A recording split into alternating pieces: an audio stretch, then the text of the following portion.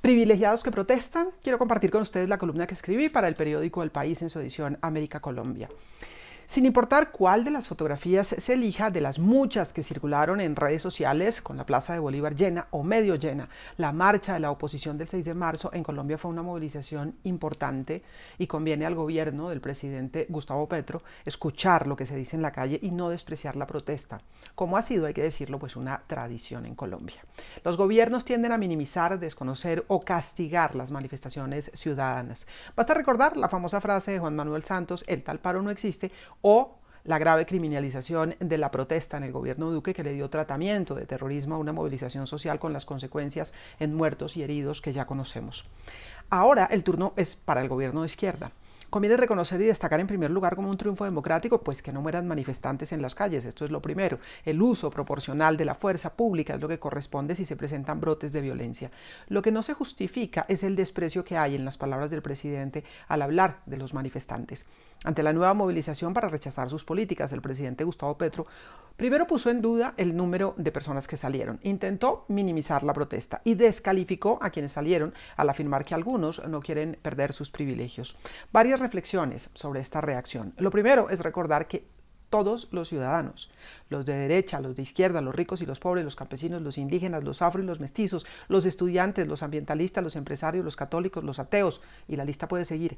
Todos, absolutamente todos, tienen derecho a la protesta pacífica. Por fortuna no hay ley que establezca ningún límite de estrato, género o credo para salir a protestar. Lo que se espera de todas las personas que ocupan altos cargos del Estado, empezando por el presidente, es que garanticen y respeten cabalmente el derecho a esa protesta y que escuchen lo que dice la gente, porque a la sociedad se deben ellos que están en esos cargos. Petro ha cumplido en garantizar, parcialmente en respetar, pero poco o nada en escuchar. Me llama la atención también eso de los privilegios, porque es una palabra muy usada y hay que decir también manoseada en el debate público. Ahora sirve para descalificar a cualquiera. He escuchado, por ejemplo, a economistas decir que los trabajadores que ganan un salario mínimo son privilegiados si se comparan con los millones de personas que sobreviven en pobreza extrema y no tienen garantizada la comida. Es de alguna manera decirle no se quejen, que son privilegiados. Es cierto, hay ciudadanos que viven en mejores condiciones y algunos no tienen ni siquiera lo mínimo garantizado para sobrevivir, porque la inequidad es precisamente el mal mayor que tiene hoy la democracia. Sin embargo, tener algún privilegio mínimo o grande no convierte de facto a la persona en enemiga de un gobierno o en enemiga de los cambios. Muchos sectores de la clase media contribuyeron a la elección de Gustavo Petro porque estaban convencidos de la necesidad de un cambio en el manejo del Estado.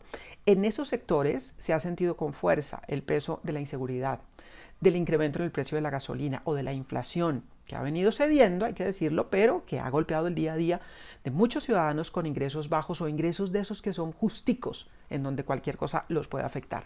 En la protesta estaban los líderes de los partidos de oposición que apuestan al fracaso del gobierno y estaban también ciudadanos que se sienten afectados de distintas maneras por acciones o omisiones del gobierno o simplemente tienen la percepción de que algo anda mal.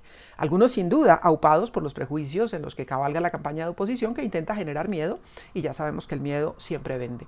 Por la razón que sea, manifestarse es un derecho y el presidente, tan amigo de llamar al pueblo a las calles, haría bien en atender los reclamos ciudadanos en vez de taparse los oídos y apuntar a la campaña del 2026. Por supuesto, es que siempre será más fácil hacer campaña que gobernar y ejecutar. En un caso, en el de la campaña, se vende esperanza o se vende miedo. Y en el otro hay que ofrecer soluciones concretas. Se entiende que un gobierno de izquierda quiera enfocarse en atender las necesidades de quienes están en situación extrema. Se entiende que quiera focalizar los escasos recursos, esos recursos públicos que son pocos. Sin embargo, se entiende menos que no se vea la enorme responsabilidad frente al resto de la sociedad que también merece atención y respeto. Entre otras razones porque las sociedades son estructuras que funcionan con engranajes y vasos comunicantes de tal manera que decisiones tomadas para impactar un sector pueden afectar a otros y a la postre golpear a aquellos a los que se quiere ayudar. No sobra entonces escuchar a esos privilegiados inconformes. Hacerlo es un ejercicio democrático.